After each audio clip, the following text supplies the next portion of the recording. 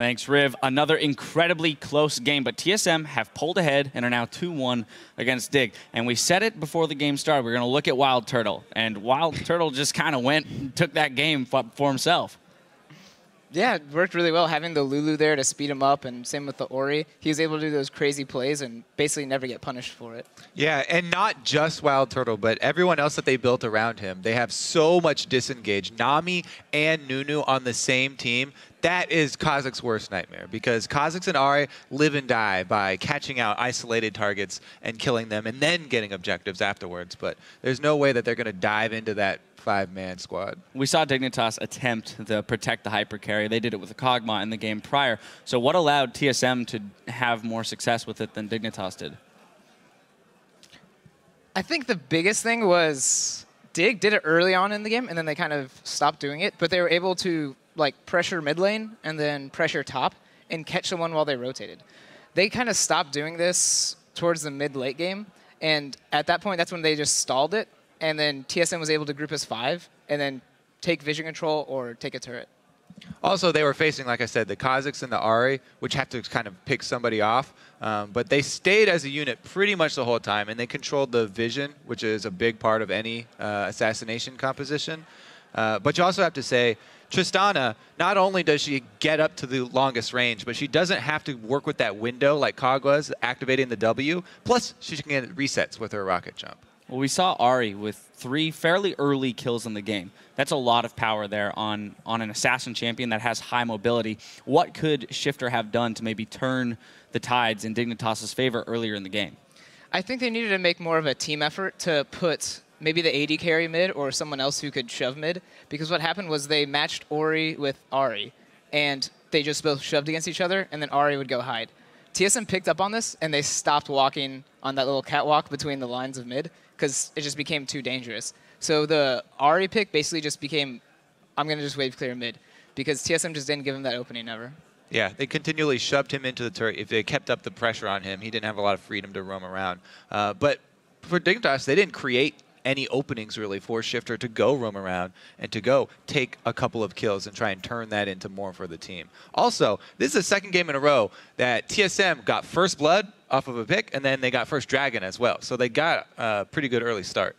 However, they do have some decent play around the dragon. The Baron's a different story. So we're actually going to hop into a replay here about 33 minutes into the game. It's an extended replay.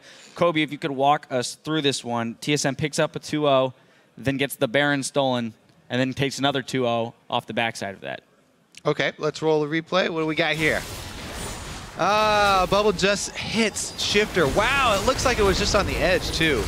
But they are able to disengage once again. Turtle almost goes down there, but you can see the immediate heals and shields that come in. And after Shifter has already used all of his mobility, Amazing has no fear. He flashes in after him. They've caught somebody, and there's no escape from him, because Wild Turtle already at this point is doing more damage than any other individual character in the game.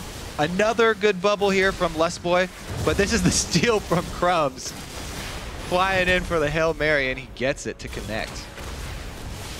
Only does enough to stall out the game, though.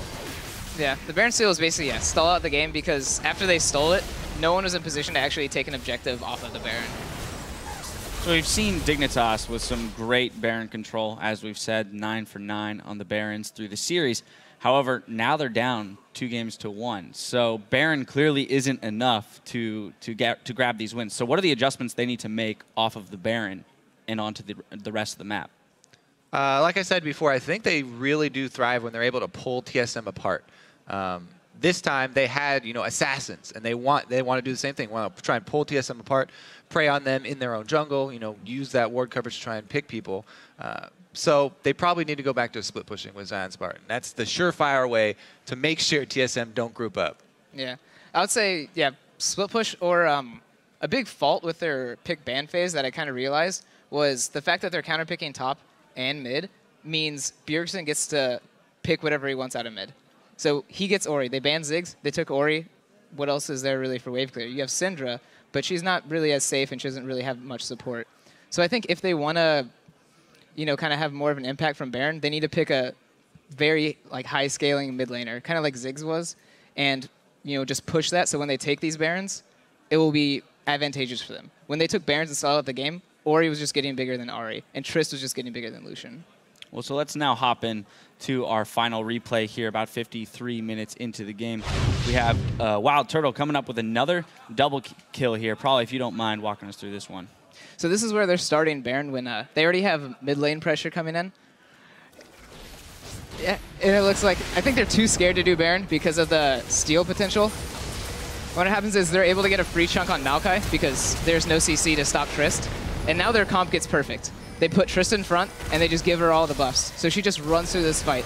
Lucian can't turn on it, and Kha'Zix can't turn on it. So basically at that point, they had to either flash out and hope they can survive, or, you know, I don't know, run to another place on the map. Yeah, that's basically just a highlight reel of endgame Tristana with a full support squad buffing her up. Yeah, it's really fun to play the Trist side when you have a Lulu speeding you up and an Ori speeding you up, and you have Shiv. You just run as fast as you want. It's pretty nice. Well, so final question here is the fact that now Dig has dropped 2 games after taking the first one. How do they reset their mentality? How do they get back to that place of confidence, decision-making, choosing the split, and pulling TSM apart? Kobe? Well, Prolly, you've lost quite a few games in your day. Maybe you're more well-equipped to answer how to reset your mentality.